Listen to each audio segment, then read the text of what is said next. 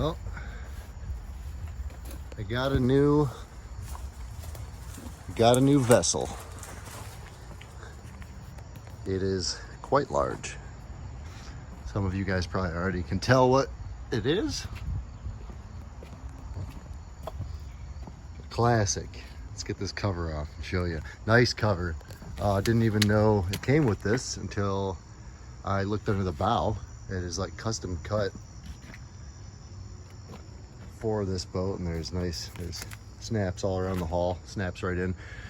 The underside of it got a little bit of dry mold on it, so I'm gonna try to see if I can clean it up. Outside's a little sun faded, but I mean overall it's no holes, it's in perfect shape. So let's get this thing undone so you can see what we're working with.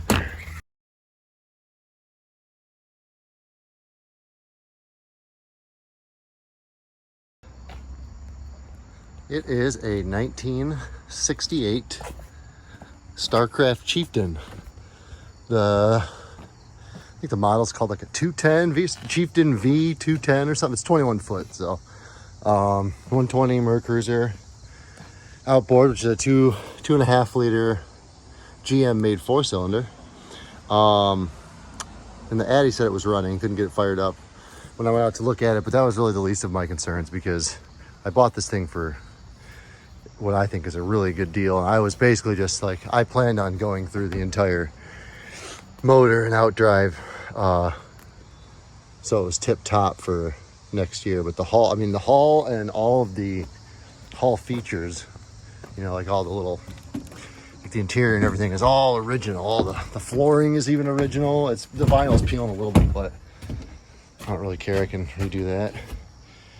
The engine's really clean. It's got electronic, it's got the Pertronics electronic ignition, that flamethrower coil looks like it has a new starter on it, oil pump, or I mean the like a bunch of nice new looking stuff, but it wasn't sparking when he tried to fire it, which I'm gonna go through the whole wiring thing. He still got the little ballast resistor on, which I've seen some people run the electronic ignition without those. One dummy thing that I did was not look at the oil when I was out there. Got home and I pulled out, I was like, oh, it looks great. And then I noticed more, I was like, oh, it's cloudy, that's water. There is certainly water in the block. So like I said, this winter I planned on yanking it out and doing a full rebuild on it anyway, just because I will be using this boat a lot on the Great Lakes and stuff, and I don't want to run into any issues out there. I just want it to work. Here's the best part. Really awesome cuddy cabin. Now usually the Chieftains I've seen and the Islanders, usually this stuff is against these back, like I guess you call them bulkhead or whatever, but so that you can put your feet further into the bow. Like you can't lay all the way down in this one. There is a piece of wood to put in between here. It's not the table's separate. Piece of wood, and then I'd be able to lay down diagonally in this. But I mean, I'm not gonna tear all this out and modify it. This boat it's beautiful. I mean, like it's 1968, so there's little nicks and tears and stuff, and a couple places. But I mean, the glass, like that's glass. These are actually like glass. This is a plexiglass, I think. But these are actually like 1/4 inch thick glass, and all that's fine. I noticed a couple of the rivets underneath had been rebucked, so hopefully we don't have any leaks. And the floor is too nice that I'm not going to pull it up yet and assess that. I'll see if the bilge pumps do anything. Then if I have any leaks, I'll open it up and check it out. But I'm not gonna do anything besides mechanical stuff until I do the first water test. The biggest, look at all the original gauges and stuff. It's just a cool boat. I've wanted one of these things for years and years, and just the last couple of years I got a little more serious about it. And then this one popped up, and I was like, wow, that's the one. I've seen so many of these hulls are just clapped out, need a lot of work. Really, I wanted the outboard version, but this will work. I mean, I do like that it's basically just like a, I mean, I've worked on 4-cylinder car engines. I mean, this thing is simple. But the biggest issue is this lower sketches me out. I know a lot of people hang these up, but I think that I think it lost pressure when he was driving and fell down and smacked the skeg and broke it right off. And you can see either the last owner or someone before him tried to weld it back on, and that's just not going to fly. And I'm not going to try to repair that. I mean, that's gone. I know that there are several people, or there's several options for just like complete lowers. Then I won't have to mess with all that and try to fix that skeg. I'll probably end up pulling all this and just trying to find new stuff for it. I don't know anything about outdrives. Well, I know a little bit now just from researching now that I own it, and I knew that going into it, but I've done some mechanical stuff in my day, and you know, you got YouTube University helping me out, so I will get this thing figured out. It looks like it's got some new hydraulic lines. It looks like someone's been through the thing. I mean, like, you can tell the fasteners have been turned on it. But yeah, I've been on cloud 9 since we hauled this thing home. We drove out to Muskegon to get it. My buddy took me out there. Hauled great. Shorelander trailer, double axle trailer. The bearings got a little warm, but they weren't bad. I mean, it made it just fine. We were going like 75. The trailer honestly looks like it probably needs a little bit more work than the boat itself. I mean, it's got brakes with, I mean, there's fluid in the system, but they weren't working.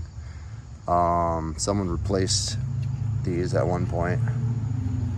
These fastener bolts for the tongue.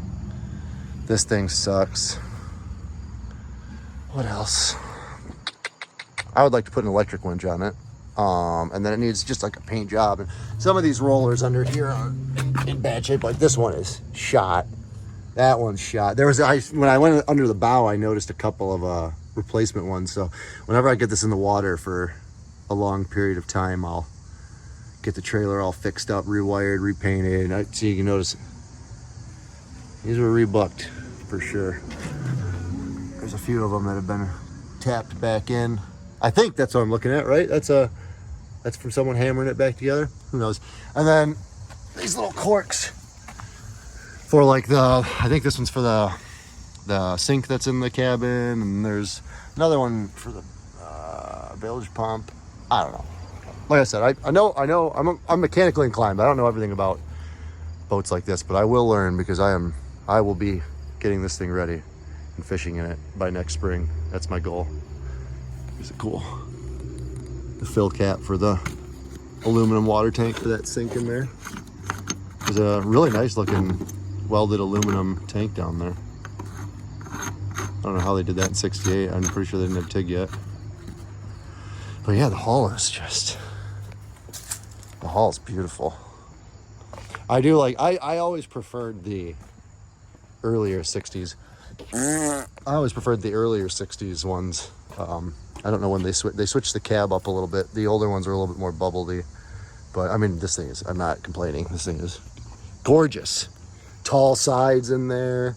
A lot of room for mounting rod holders and stuff. Eventually I would like to do like an aluminum rack that mounts to the top of the cabin, goes along the windshield, and run it back. Maybe not all the way to the back, but like somewhere in here that I could either put like little roof on for like more shade, or put the rods up there so they're out of the way. Or when I go on longer trips, I could mount my little 12-foot aluminum boat or my canoe up there, just for getting around. You know, if we do some island hopping or whatever and we want to go get into the shallows, won't have to worry about taking this. I'll just anchor this up and we'll plop the dinghy down and get after them. But I just brought it home 2 days ago. Haven't even started working on it. Battery's dead. I'm just still looking around. So stay tuned, and hopefully we got some progression videos of us pulling the engine and working on it. I'll try to get it fired up sitting in here, but I'm gonna take my time on it, pull it, put it on the bench, get it tip top. Very excited, extremely excited.